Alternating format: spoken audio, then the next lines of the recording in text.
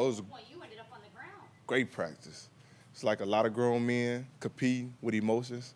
Things happen. Just got to protect your brothers. What happened in your little situation, your little dust up? I was just trying to help one of my brothers. I just seen one of my brothers like getting tossed around, so I just tried to help him. That's all. So we all was tossing and turning. Who was that?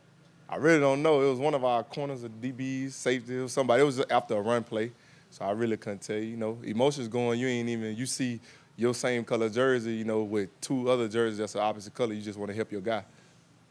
What did you think about Anthony Ferguson, the tight end for the Titans, against him today? I think he's a great player. You know, he's going to be very useful, especially in a play action game. You know, they like to run the over routes and stuff. So I just say, man, he's a good guy. Wish him all the best.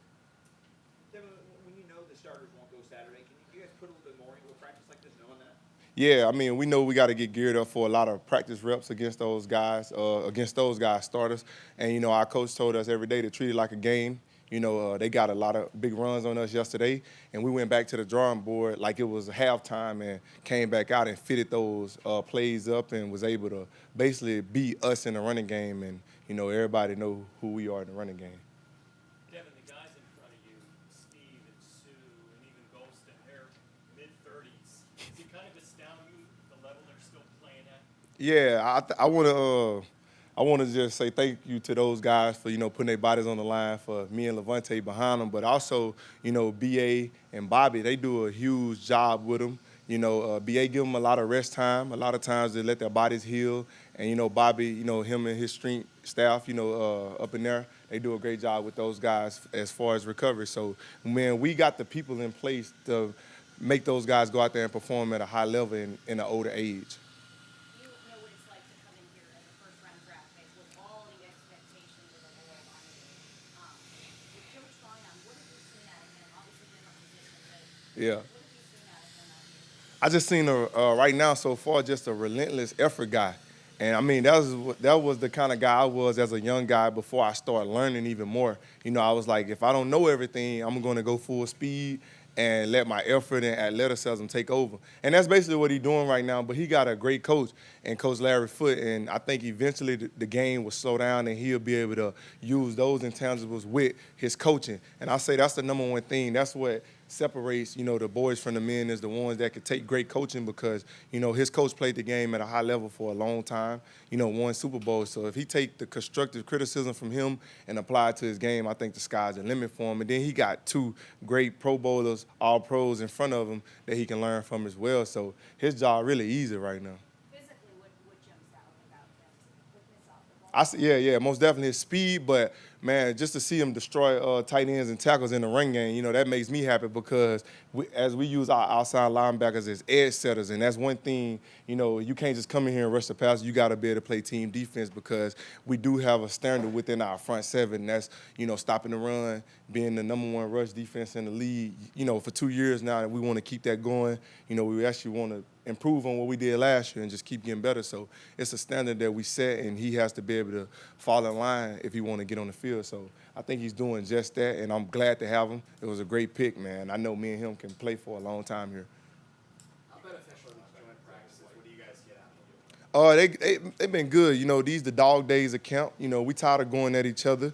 You know, people that we got to go back in there and look at, and then we wasn't getting many reps in the first preseason game. So it was good to be able to test our skills with unfamiliar players that we don't look at every day because at a certain point, I kind of know how our tight ends run routes, you know, how our running backs run routes, and how we call plays. But now you get a new scheme in here, and now you got to see where you really at. So it was great to go against them, but at the end of the day, that's why I'm happy we got tied. You know, something happened, he fixed it. He get it fixed. You know, he can fix stuff on the run and with adjustments. And, you know, we practiced hard yesterday, but we feel like they got the best of us, and we went back to the drawing board, and we got it fixed, and we came back out here, and I feel like we dominated them today. What did it mean for you to walk across the stage and get your college diploma? Oh yeah, that was one of the biggest blessings ever in my life. But strictly because, you know, when you go to college, you know, that's something you want to do. It just depends on who you are, your background, and, you know, how you think. You know, when I went to college, I wasn't just thinking NFL. I was thinking, like, get a degree because people always put in your ear that that's something nobody could take away and it lasts a lifetime. So it was something I wanted to do, something I said I would do, something I told my mother, my grandmother, my grandfather I'd do. You know, none of my grandmother and grandfather kids graduated college yet, so I wanted to be the first. And, you know, when I got COVID, it kind of dawned on me like I could be doing something. And what I wanted to do was apply back to school, and I did it, got accepted, and finished my 4 classes. And it was go time. And, you know, my guy Duke Preston, he helped me. You know, I had to do an internship, so I kind of, you know, became a better young man, you know, within that. So it was even better for me to do it because Duke taught me a lot of things. I had to be under him, and, you know, he's a great person within this organization, and I'm just thankful for it all. Where was your internship, though? What was it? Yeah, well, what were you doing for your internship? Oh, basically just being under him with the leadership stuff and just, you know, getting better qualities, better traits, and, you know, just learning from him, man. He does a great job with keeping all the players intact, and, you know, that's what my internship was about. So I just want to thank him. You guys play 3 weeks from today. What has to be accomplished between now and then? Far as the defensive side of the ball, the number thing we have to accomplish is being, I just say consistent. You know, we can't get punched in the mouth and then decide we want to punch back. You know, we got to come out there like we already got punched even before the game start. And whatever it takes for us to do that, to be able to start fast, we got to find out what it's going to take, and we got to start doing it. We got to start prepping on it now because, you know, those guys are going to come in fired up. You know, everybody know we're going to get everybody best shot. You know, last year I felt like we was doing the hunting, and this year I know we being hunted for sure. So we got to come out there hands up, you know, being ready to fight. When you had COVID last year, was that kind of like, oh gosh, this is going to be taken away from me, and is that the feeling where you're like, you know, I better get a backup plan? Yeah. Nah, I just felt like when I got COVID, I feel like, I felt like I was super bored. I couldn't be around nobody, and I felt like I had a lot of time on my hands. And, you know, when I was thinking, I was like, you know, what else could I be doing? I was like, well, I could be getting back in school because, you know, school coming up. And I started taking the classes in December. I took one class to see could I handle it.